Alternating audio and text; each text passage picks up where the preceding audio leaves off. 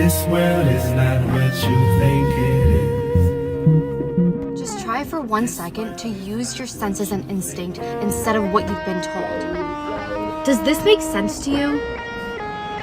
Do you really think that rain is falling upside down and waterfalls are falling upside down and cruise ships are being held upside down by gravity?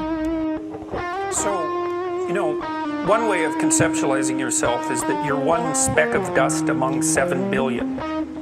And when you conceptualize yourself that way, you might think, well, what difference does it make what I say or do? And that's actually quite convenient for you, because if it doesn't matter what you say or do, then you don't have any responsibility and you can do whatever you want. The price you pay for that is a bit of nihilism, but if you don't have to shoulder any responsibility, that's a small price to pay. That's the underground motivation for nihilism. But the other way of looking at it, and this is actually the accurate way of looking at it, is that you're in a network. You're a node in a network, and so you can do a little bit of arithmetic very rapidly and just figure out how powerful you are. You know 1,000 people. You're going to know more than that over the course of your life, but let's say 1,000 for the sake of argument for now. They know 1,000 people. That means that you're 1 person away from 1 million people and 2 persons away from 1 billion people. And you're the center of that network. And now the way networks work is that information propagates in a network manner. So don't underestimate the power of your speech.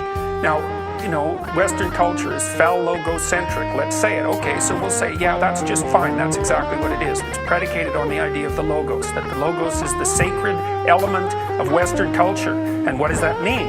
It means that your capacity for speech is divine. It's the thing that generates order from chaos and then sometimes turns pathological order into chaos when it has to. Don't underestimate the power of truth.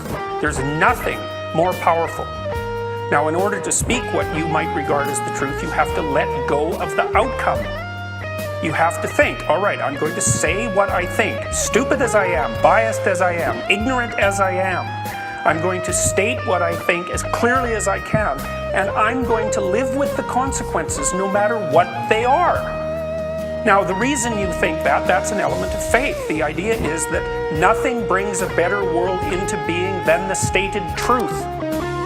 Now, you might have to pay a price for that, but that's fine. You're going to pay a price for every bloody thing you do and everything you don't do. You don't get to choose to not pay a price. You get to choose which poison you're going to take.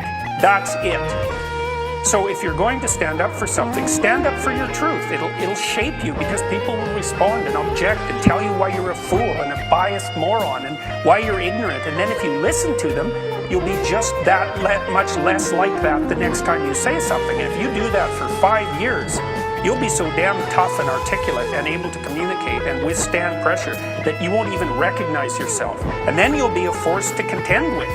And you don't get to wait until, because I get letters like Gad Saad gets all the time too, from faculty members in particular, and they say, well, when I get tenure, it's like, then they think, well, when I'm an associate professor, and then they think, well, when I'm a full professor. It's like, if you're a professor already, you're like the most protected person in the history of the planet, and you need, well, okay, but one of the things that indicates is that it's almost impossible to provide people with enough protection so that they feel safe to speak. What makes the world, the truth is what